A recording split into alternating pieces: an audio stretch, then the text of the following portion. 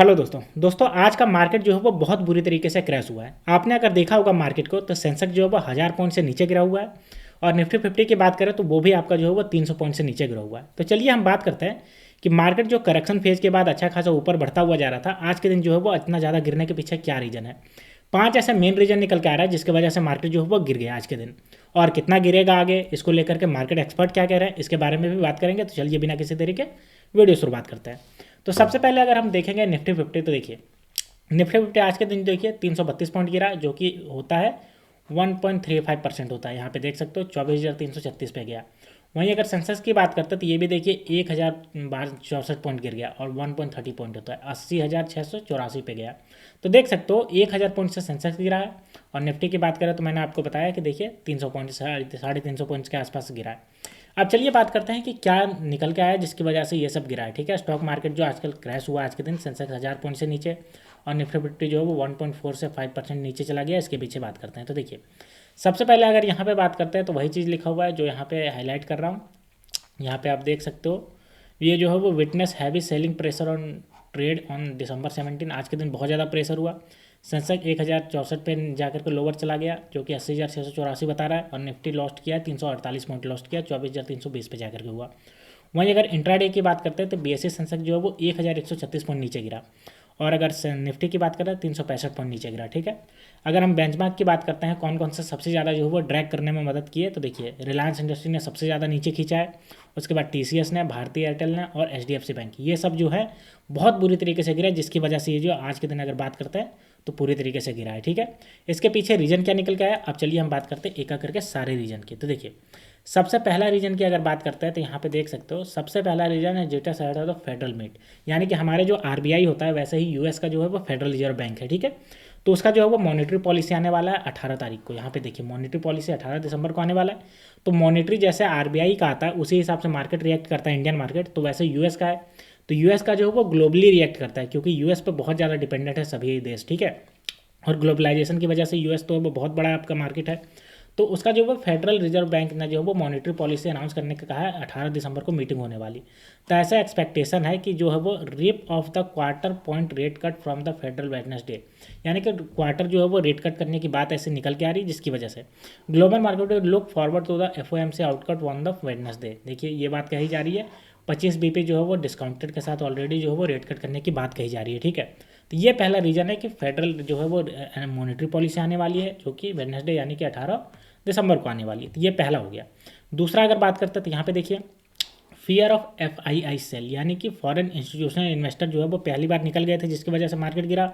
फिर करेक्शन में आया मार्केट, फिर अच्छा खासा ऊपर जा रहा था, लेकिन एक बार फिर से ऐसा फियर आ रहा है कि ये जो है वो फिर से बेचने वाले हैं। ठीक है, देखिए अकॉर्डिंग टू सीमा श्रीवास्तव जो सीनियर इक्विटी एनालिस्ट है एसएमसी ग्लोबल में सिक्योरिटी में, उनका कहना है कि market under pressure amid report that China is planning to increase its budget deficit from 3% to 4% 2025, यानी कि चाइना जो है वो अपना बजट डेफिसिट 3% से बढ़ा करके 4% करने वाला है, जिसकी वजह से जो है वो likely to pressure the FII inflow in India as the market expected rise in the stimulus package. यानी कि इससे क्या होगा, इससे होगा कि चाइनीज़ मार्केट में इन्वेस्टमेंट करना ज़्यादा आसान हो जाएगा, वहाँ पर रिटर्न होने की ज़्यादा कैपेबिलिटी मिल जाएगी। तो फॉरेन इंस्टीट्यूशनल इन्वेस्टर होगा वो इंडिया से पैसा निकाल करके चाइना में लगाएंगे। और यही वजह है कि ये कह रही है कि सेल इंडिया बाय चाइना का जो है फैक्टर काम करेगा, जिसकी वजह से इंडियन स्टॉक मार्केट आपका नीचे जाने का, और यही रीजन रहा कि आज के दिन इसका जो है वो दिखा सेलिंग प्रेशर आज के दिन देखने को मिला। ठीक है, अगर हम आगे अगर बात करते हैं तीसरे रीजन की, तो चलिए तीसरे रीजन की बात करें तो तीसरा रीजन यहाँ पे देखिए निकल के स्पाइक इन ट्रेड डेफिसिट, यानी कि जो इंडिया का ट्रेड डेफिसिट है वो देखिए अच्छा खासा बढ़ गया, 37.8 बिलियन डॉलर का नवंबर में रहा, जो कि बहुत ज़्यादा ट्रेड डेफिसिट है। ठीक है, pressure on the rupee pushing it's toward 85 रुपया यानी पर डॉलर। अब देखिए ट्रेड डेफिसिट बढ़ेगा तो इंडिया का रुपी है वो कमज़ोर होगा, तो इंडिया का रुपी देखिए कमज़ोर होकर के 85 रुपये पर डॉलर के हिसाब से पहुंच गया।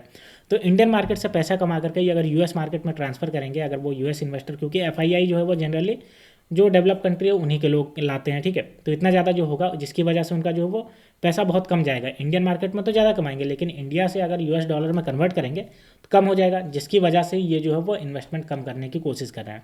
Exporters like IT and pharma will benefit from the depreciating rupee as it importers and the import cost will increase, it will also have impact on the stock price. ठीक है, देख सकते हो कि जो इम्पोर्टर है आईटी और pharma वाले वो ज़्यादा बेनिफिट होने वाले हैं, क्योंकि ये जो है वो दूसरे जगह पे सेल करते हैं, क्योंकि आप सबको पता है कि आईटी हब भी है और फार्मा हब भी है इंडिया, जिसकी वजह से जो है वो बाहर विदेशों में बहुत ज़्यादा पैसा कमाते हैं डॉलर में, और यहाँ पे लाएंगे तो वो बहुत ज़्यादा रुपीज़ में कन्वर्ट हो जाएगा। लेकिन अगर बात करें तो सेलिंग प्रेशर बना हुआ है रुपीज़ का ऊपर डिप्रिसिएशन होने की वजह से। ये तीसरा पॉइंट हो गया। चौथे अगर पॉइंट की बात करते हैं तो यहाँ पे देखिए चौथा पॉइंट दिया हुआ है वीक ग्लोबल मार्केट क्यूज। देखिए according to the Reuters report, Reuters जो अमेरिका का बहुत नामी गिरामी जो अखबार है उसने कहा है Asia stock market wobble and trade braces from the slate of the central bank meeting this week. In stock market Australia shares rose 0.82% with the Japan Nikkei down 0.15%। MSCI broadest index of the Asia Pacific share outside Japan fell 0.3%। यानी कि देखिए अगर बात करें तो जो जितने भी आपका एशिया पैसिफिक के जितने भी कंट्री है इंडिया के, और चाहे ऑस्ट्रेलिया हो गया चाहे जापान हो गया, इन सब के जो बड़े बड़े स्टॉक मार्केट हैं वो सब भी आज जो है वो गिरे हुए हैं, उसका असर आपको देखने को मिला है। ठीक है यहाँ पे। और पाँचवा अगर बात करते हैं तो वो है आपका टेक्निकल आउटलुक। यहाँ पे देख सकते हो पाँचवा अगर बात करें तो टेक्निकल आउटलुक की वजह से the rise in the 16 yesterday in the suggestion of the caution this sets up room for extended consolidation in the prospect of the further slippage. We will keep 25,600 hope alive throw with the downside market places in the 24,480 400 region, said Anand James chief market strategy Geojit financial services. यानी कि इसने कहा है कि 25,600 का hope तो रख रहे हैं हमारे निफ्टी का, लेकिन अगर नीचे जाएगा तो 24,480 से 400 रीजन के आसपास जो है वो आगे जो है वो रिएक्ट कर सकता है। तो ये टेक्निकल आउटपुट है जिसकी वजह से ये जो कह रहे हैं। तो ये 5 ऐसे रीजन है जिसकी वजह से आज का जो मार्केट है वो गिरा है। तो दोस्तों आपको अगर ये वीडियो पसंद आई होगी तो वीडियो को लाइक करिए और चैनल को सब्सक्राइब करिए। तो मिलते हैं दोस्तों नेक्स्ट वीडियो में, तब तक के लिए स्टे ट्यून्ड। Thank you.